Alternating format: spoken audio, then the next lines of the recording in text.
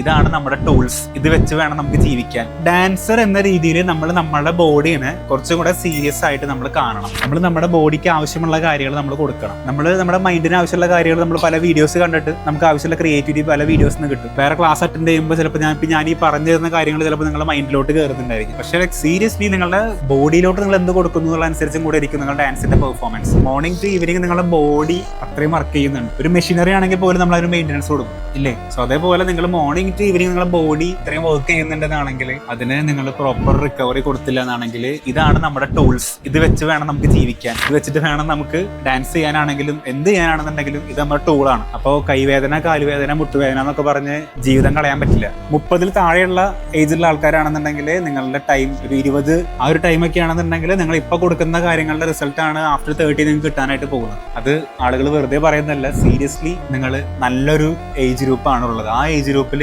നിങ്ങളുടെ ബോഡിയിലോട്ട് കൊടുക്കുന്ന കാര്യങ്ങളും നിങ്ങൾ കഴിക്കുന്ന കാര്യങ്ങളും ചെയ്യുന്ന കാര്യങ്ങളും എല്ലാം പ്രോപ്പർ ആണെങ്കിൽ അതിന്റെ റിസൾട്ട് ഓൾവേസ് നല്ലതായിരിക്കും.